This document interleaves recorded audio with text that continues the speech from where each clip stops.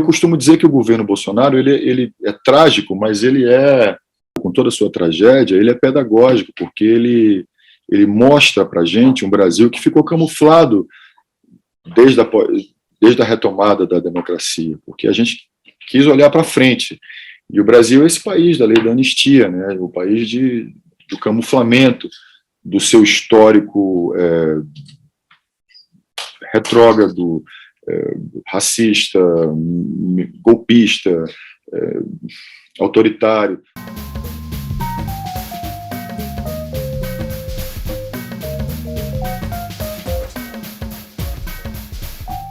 Olá a todas e a todos, está começando agora mais um Brasil de Fato, entrevista, e hoje um papo muito bacana com o ator e diretor Wagner Moura. Tudo bom, Wagner?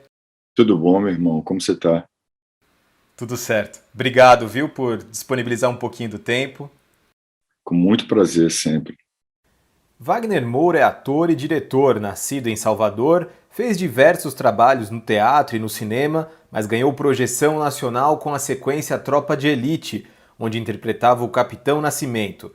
Fez também participação em novelas e séries de sucesso e se consagrou como um dos maiores atores de sua geração. Vamos lá, Wagner. Queria começar esse papo contigo, e é uma coisa que tem ficado muito clara nas tuas declarações recentes. Teu sonho era que o filme estreasse no Brasil. Já havia uma caminhada por festivais internacionais, aquela apoteose em Berlim, mas de fato é aqui onde o filme vai travar a sua maior batalha, né? Exatamente. É um filme que estreou em 2019 no Festival de Berlim, né? Foi uma estreia realmente poderosa. O filme foi aplaudido de pé por quase 10 minutos, e foi muito importante para a gente aquilo, porque éramos 25, mais de 25, 26, 27 pessoas lá, entre elenco e equipe, o que demonstrava o comprometimento que todos tinham com o filme. Então foi muito bonito aquilo. O filme foi super bem recebido, e depois de Berlim também passamos por diversos festivais no mundo, sempre com a mesma receptividade. Seu Jorge ganhou o prêmio na Itália, na Índia, enfim, o filme escolha do New York Times como um dos filmes da temporada. Foi a passagem fora do Brasil, Marighella, foi consagradora, mas aquilo nunca fez sentido total para a gente até que o filme pudesse estrear no Brasil, né? E tentamos estrear em 2019, fomos interditados pelo governo federal, que continua tentando interditar o filme até agora, até hoje, né? A gente é um filme que desde o seu financiamento, desde o início da sua caminhada, sempre sofreu e segue sofrendo ataques, violência. Até agora, essa gente aí do governo, membros do governo indo para a rede social para mobilizar a sua militância contra o filme, né? Empoderando as pessoas no seu pior, né? No seu fascismo mesmo. Gente indo para o IMDb dando nota baixa no filme até agora, sem nunca ter visto. Enfim, agora, toda essa violência, ela, por outro lado, e sobretudo dado o momento pelo qual passa o país hoje, nas nossas pré-estreias, começamos agora em Salvador, depois Fortaleza, Rio, ontem São Paulo, a presença das pessoas que têm ido às pré-estreias, abraçando o filme, sobretudo os movimentos sociais, indo em peso às pré-estreias para dizer: esse filme significa algo para a gente, sabe? A luta de Marighella é a nossa luta. As pessoas que entenderam o calvário todo pelo qual a gente passou e que querem ver a história de Marighella contada, isso tudo é muito superior e muito a qualquer tipo de violência, a qualquer tipo de ataque. Eu estou muito feliz, cara, pela maneira com que as pessoas têm abraçado o filme, sabe? Na primeira conversa que a gente teve, em 2019, você falou que estava pronto para porrada, né? Inclusive, esse é o título que a gente deu para a matéria. Na última semana, o secretário de Cultura, Mário Frias, foi às redes sociais para... Eu sei que você não tem redes sociais, mas deve ter ficado sabendo. Você criticou o presidente da República, Jair Bolsonaro, e ele disse assim: achou que ia pegar comigo verba pública para esse lixo panfletário? Pede para sair, moleque. É, Ah, e essa mesma secretaria, que agora se pronuncia dessa maneira, censurou diversos espetáculos, né, nos últimos anos, por serem contrários ao governo federal, ao pensamento retrógrado. Então acho que fica fácil de entender que houve uma censura da Ancine ao filme. Você falou que ainda existe algum movimento do governo. Que tipo de movimento é esse?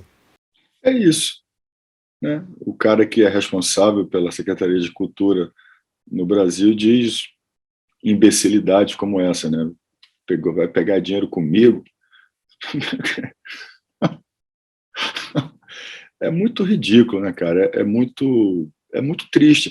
A, eu fiquei pensando assim que esses ataques, esse tipo de postura, de colocação, de declaração por parte do governo federal, eles dizem muito mais sobre o estado das coisas no Brasil hoje do que sobre o filme propriamente dito, né? Eu fiz um filme sobre Marighella. Você não é obrigado a gostar dele, né? É um filme sobre um homem pelo qual eu tenho uma admiração enorme. Eu acho que um personagem da história do Brasil que teve a sua história apagada, silenciada pela narrativa oficial no Brasil, e que continua causando medo, né? Engraçado como o fantasma de Marighella causa ainda hoje talvez mais medo e terror nessa galera do que talvez até mais do que na época em que ele estava vivo.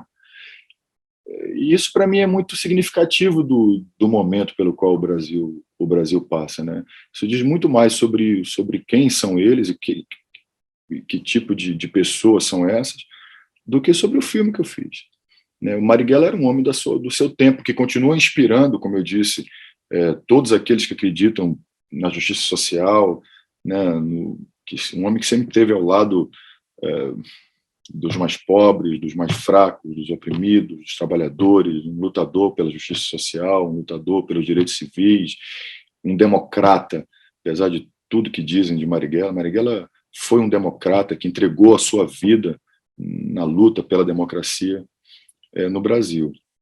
E acho que tem muito a ver com isso, de você fazer um filme para agora, a tua escolha de levar, por exemplo, o filme para um assentamento do MST na Bahia, né, agora nessa semana agora, né, que a gente conversa, e também para uma ocupação do MTST em São Paulo. Né? Qual que é a importância de levar esse filme para lá, É Wagner? isso.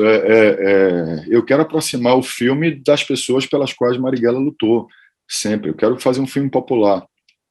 Sempre quis que a ideia inicial do filme era devolver ao imaginário popular a figura desse homem, né, que teve seu nome amaldiçoado, como diz Jorge Amado lá na lápide de Marighella, no retiro da maldição e do silêncio, o seu nome de baiano. A gente sabe que o cinema, nem todo mundo consegue ir a uma sala de cinema, sobretudo hoje em dia, com a pandemia, com os preços, né, nesse Brasil com 19 milhões de pessoas passando fome. Então, o que eu puder fazer para aproximar o filme das pessoas pelas quais Marighella lutou, das pessoas que veem na luta de Marighella a sua luta hoje, no Brasil de hoje, o que eu puder fazer, eu vou fazer. E não só o MST, o MTST, cara, todos os movimentos sociais estão chegando em peso, apoiando o filme, o Levante da Juventude, a Colisão Negra por Direitos está em todas as pré-estreias do filme. Então, para mim, isso é o que eu puder fazer para essa exibição lá no acampamento do MST vai ser gigante, né? E vai ser bonita, vai ser um ato simbólico, político, de muita força. Eu não tenho dúvida de que o filme, nesse momento, ele tem um significado simbólico muito grande. Isso me anima muito. Estaremos lá, lhe acompanhando. Agora falando sobre o filme, Wagner, o Marighella é um thriller de ação, né? Que baita filme que você fez. E para além do debate político, que obviamente já tem travado, mas que vai travar depois de sua estreia, acho que imagino que cada vez mais, tem essa questão de ser um baita filme, de ser um cinema grande mesmo. Você tem falado sobre ter feito ele para telona, assim, né, para sala de cinema, tá? É, isso vem muito de uma influência dos teus trabalhos no cinema de maior repercussão, né, que tem bastante ação, inclusive Tropa, Narcos, etc. Isso influenciou bastante na tua direção? Sim, eu sempre quis fazer um filme popular e acho que o, o cinema de ação é um gênero que tem essa capacidade de comunicação com o público muito grande. Mas eu não faria um filme de ação só por isso, né? A escolha pelo gênero ação, ela tem a ver também com a natureza das ações que a LN fazia nos anos 60 e 70. É orgânico isso, né? É, é uma escolha orgânica conectada com esse período específico da história do Brasil, né? E eu entendi, e aí sim a minha relação com o Zé Padilha e com os trabalhos que eu fiz com ele, que um filme político ele pode ser popular, ele deve ser popular, né? Não há contradição entre você fazer falar do Brasil, falar de uma história que tem ligação profunda com o que está acontecendo agora, é, e isso ser popular, sabe? E sem abrir mão da linguagem, do arrojo cinematográfico, da complexidade dos personagens. Eu não fiz uma geografia. O filme nasce da minha admiração por Marighella, mas Marighella é um personagem complexo e essa complexidade está lá no filme, né? Marighella é colocado em xeque o tempo inteiro no filme. Sim. Você vai trabalhar, tem falado sobre seus próximos trabalhos, você vai trabalhar com o Karim, né, o Karim Ayus, e o Kleber Mendonça. Minha opinião, talvez dos dois principais diretores brasileiros hoje. É, E agora desse... Diga, diga. na minha opinião também. São dois diretores, assim, dos maiores diretores no mundo, eu acho, hoje em dia. Com certeza. E agora, desse outro lado do balcão, como é que você vê o cinema nacional? Apesar das censuras, as dificuldades, falta de financiamento, tanto o Karim quanto o Kleber foram premiados em festivais internacionais dos mais importantes, né? A gente vive um momento muito especial, e o teu filme também. Um pouco antes do ataque frontal mesmo à cultura, organizado pelo governo Bolsonaro, o cinema brasileiro estava com evidência muito forte fora do Brasil, assim, né? Levando a nossa cultura e a nossa produção para fora do Brasil. O Kleber com Bacurau ganhou o prêmio do júri em Cannes, o Karim no mesmo ano ganhou o prêmio do Ancentan Regard, o filme da Petra tinha sido indicado ao Oscar.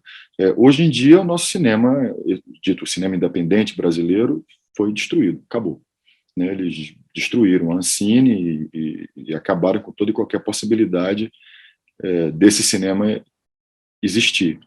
O cinema brasileiro, o audiovisual brasileiro hoje, ele sobrevive graças à presença dos streamings no Brasil. Mas é uma relação diferente, né, que você tem. Nem todo cineasta vai ter a liberdade de poder produzir, falar o que quer. Porque agora, o Kleber e Karim são dois diretores que têm uma estatura grande para poder se colocar, se impor a uma empresa de streaming e dizer, olha, eu vou fazer meu filme e vai ser assim. Mas a maioria dos diretores iniciantes não, vão ter que obedecer ali a uma necessidade de mercado dessas empresas, né? Antes não, né? Antes nós fazíamos os filmes que queríamos, porque contávamos com a Agência Nacional de Cinema, com as leis de incentivo à cultura, isso tudo acabou. Acho que eu disse isso naquela nossa entrevista lá, né, que esperar que o governo Bolsonaro entenda a importância da cultura para o desenvolvimento do país é pedir demais desse governo formado por pessoas medíocres, ignorantes, sem nenhum entendimento do que significa a cultura para um país. Agora, o que me espanta é que eles, sendo, né, que se dizem aí neoliberais e tudo mais, que eles não entendam a importância do setor, o que o nosso setor gera em termos de emprego, de renda. Né? Quando você faz um ataque aos artistas com as mentiras, com as falácias e tentando destruir a nossa atividade, você não atinge somente os artistas, você atinge todo um setor, né? O cara que dirige o caminhão, a pessoa que prepara a comida, os carpinteiros, todo um setor que gera emprego, gera renda. Proporcionalmente, geramos mais emprego e mais renda, por exemplo, do que o setor automobilístico, que recebe incentivos fiscais muito maiores do que o setor cultural. Então é isso, cara, é um terreno de terra arrasada mesmo, mas que será reconstruído, porque nós sempre estaremos aqui fazendo, né, com todas as dificuldades, a gente vai estar sempre fazendo arte, produzindo cultura. Eu vou citar uma frase que você disse naquele papo que eu achei muito interessante. Triste do país que faz dos artistas inimigos do povo. Uhum. E aí, mesmo que a gente consiga retomar a democracia em 2022, a gente tem grandes chances para isso, as pesquisas Conseguiremos. apontam, né? Você acha que isso ainda vai ser uma realidade daqui em diante? Uma sociedade polarizada que vai confrontar artistas, democratas, progressistas com esse retrógrado lixo que pode ficar para trás? A gente tem visto nos Estados Unidos isso, né? Como o Isso. trumpismo não deixou de existir. O trumpismo deixou de existir, talvez o bolsonarismo siga aí, mas eu acho que está muito claro hoje para a maioria da população brasileira, os que votaram em Bolsonaro na onda antipetista, anti-esquerda, acho que está muito, muito claro hoje para o Brasil a tragédia que é esse governo. Não tenho dúvida que nas urnas, no processo democrático, o bolsonarismo vai ser derrotado. Seja Lula o próximo presidente, seja a chamada terceira via, quem quer que seja o próximo presidente do Brasil, obrigatoriamente se distanciará dessa herança, desse contexto trágico que a gente vive hoje. Foi assim com o governo Biden. O governo Biden hoje é um governo, não por ele, Biden, mas é um governo mais progressista do que o governo Obama, porque o que veio antes era tão terrível e tão pesado e tão retrógrado que eles tiveram que se distanciar, e as forças progressistas também. A democracia é isso, você empurra aquele governo para um lugar de progressismo, talvez até inesperado por eles próprios, como uma forma de distanciar-se desse momento trágico. Foi assim no pós-ditadura, né? A Constituição de 88 é uma Constituição progressista, né? E isso norteou os governos do pós-ditadura, né? O governo Fernando Henrique, o governo com todas as contradições e diferenças, o governo Lula, o governo Dilma, né? E eu costumo dizer que o governo Bolsonaro ele é trágico, mas ele com toda a sua tragédia, ele é pedagógico, porque ele mostra para a gente um Brasil que ficou camuflado desde a retomada da democracia, porque a gente quis olhar para frente. E o Brasil é esse país da lei da anistia, né? O país do camuflamento do seu histórico retrógrado, racista, golpista, autoritário. Bolsonaro emerge, como eu disse, do esgoto dessa história como um lembrete de que que o país também é formado por essas forças, né? Mas eu acho que agora que nós já nos defrontamos com isso,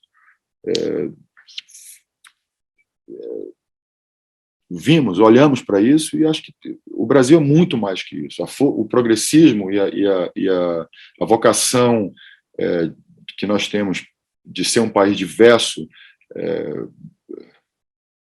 belo, inclusivo, isso também está dentro de nós. E acho que isso vai se refletir, sem nenhuma dúvida, de 2022 para frente.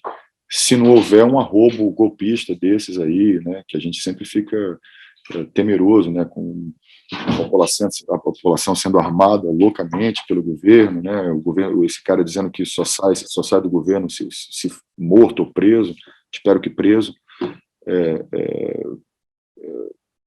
Se não acontecer uma tragédia, uma coisa maluca dessa, né, esse governo cheio de militar e tal, pela via democrática, não acredito que nós, brasileiros, vamos repetir o erro de 2018. Vou te colocar agora numa enrascada, inclusive. No 7 de setembro parou no ar essa tentativa de golpe de Estado, né? E lá atrás você disse que não entraria na luta armada se estivesse 64, como fez a LN e Marighella. O Wagner Moura de hoje entraria na luta armada? Não, eu não sei, cara. Você sabe que eu acho isso é uma pergunta difícil mesmo, porque ela exige um grau de complexidade muito grande na resposta. E digo Porque isso porque eu, vendo o filme, né, e comentando com as pessoas, a gente ficou pensando, poxa vida, né? Que você decisão fica pensando isso. maluca. É. Mas a gente tem que pensar o seguinte: é, os anos 60 e 70 eram muito diferentes, das semelhanças entre o autoritarismo e o saudosismo que Bolsonaro tem daquela época e tudo mais. O mundo era muito diferente nos anos 60 e 70. A revolução e a luta armada, elas faziam parte de um contexto mundial. Marighella e a LN, o MR8 e a Molina, todos os grupos armados de luta armada no Brasil, não eram uma gente louca, voluntarista, que resolveu pegar em armas. Isso estava conectado com um contexto mundial. Assim, né?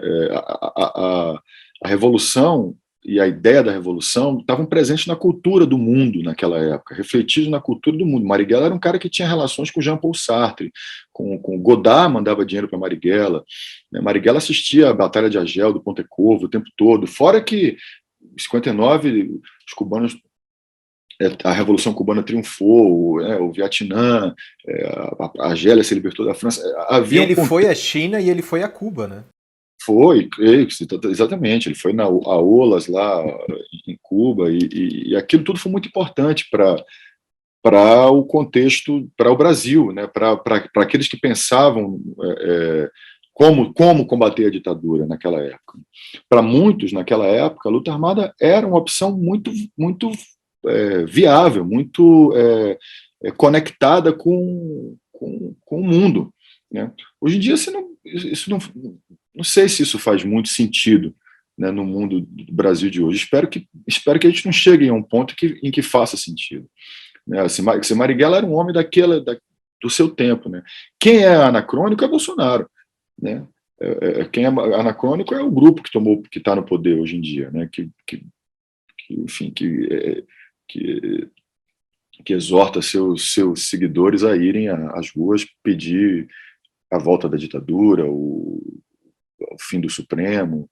Né? Isso que não faz sentido mais hoje em dia. Né? Armando os seus seguidores a isso. Isso é que não faz mais sentido. Então, eu acho que sim, tentando responder a sua pergunta, eu acho que eu me engajaria certamente nos anos 60 e 70 na resistência contra a ditadura militar. E o meu filme ele diz também uma coisa que eu acho que é importante, que é assim,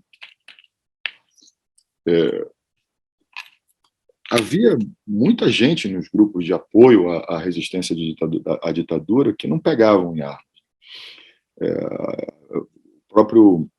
A própria cena com o jornalista, né, que se sacrifica ali para poder divulgar o manifesto dos guerrilheiros, a forma com que Clara conversa com Marighella sobre a ideia da luta armada. A resistência à ditadura militar ela teve diversas vertentes diferentes. O que eu não acho justo é que hoje, sob a luz da história, a gente trate a luta armada de maneira superficial, assim, sabe como a luta armada recrudesceu a ditadura, ou a luta armada também eram pessoas que viviam um momento que estavam cesseados completamente de qualquer canal de comunicação com o governo e que, dentro de um contexto mundial, entendiam que a luta armada era uma opção viável. Né? Sim. Você também disse lá em 2019 que o racismo não era uma pauta da esquerda na ditadura, e disse que também não era suficientemente debatida agora, né, nos tempos atuais. O Marighella era negro, você reafirma isso com a escolha pelo seu Jorge, né, para fazer o papel, e tem carregado contigo a Coalizão Negra por Direitos, como você falou, né, tá em peso em todas as pré-estreias. O que você acha que mudou de lá para cá? Minha opinião é que o movimento negro cada vez mais tem se firmado, se organizado e articulado muito bem as lutas e pautado muito bem os debates contra o racismo no Brasil, né? Totalmente. É, quando eu disse que a luta contra o racismo naquela época não tinha a força que tem hoje por parte da esquerda, é verdade. O que não quer dizer que não houvesse uma luta. Assim, Marighella sempre foi um defensor. É, é, Marighella é um cara que nasceu na Baixa Sapateiro, uma região pobre, habitada sobretudo por pessoas de cor negra, né, em Salvador. E essa luta sempre foi. E ele carregou isso com ele a vida inteira.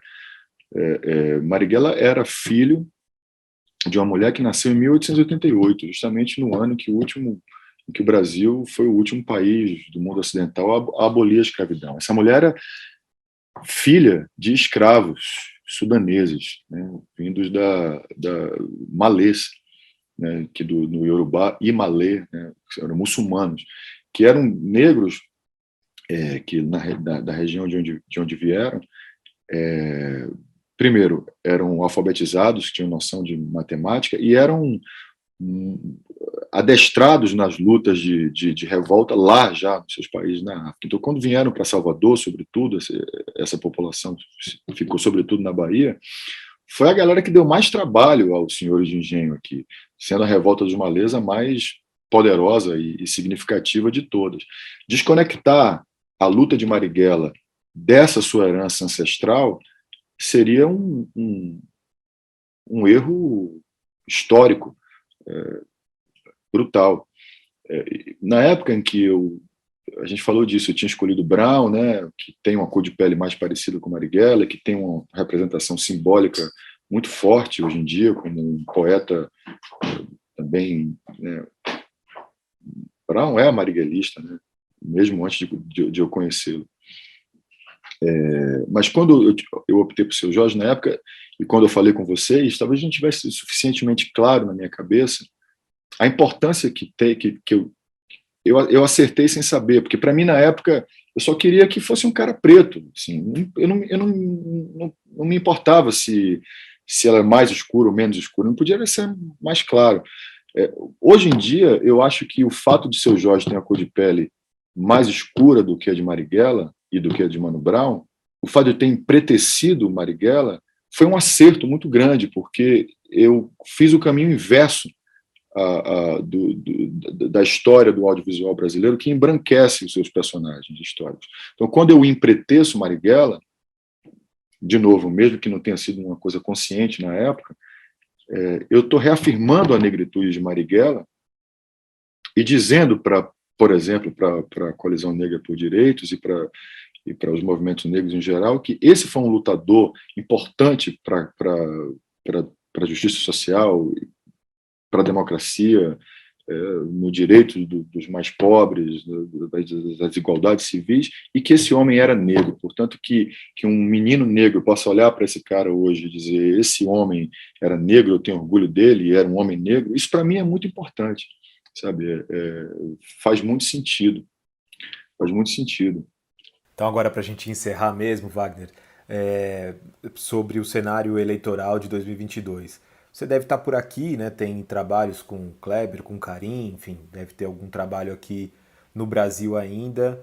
Deve vivenciar um pouco desse clima político que a gente tem para o ano que vem. Você já disse em outras entrevistas que teu voto, se fosse hoje, seria no Lula. Queria saber como é que você está enxergado esse momento político, o que você espera para 2022?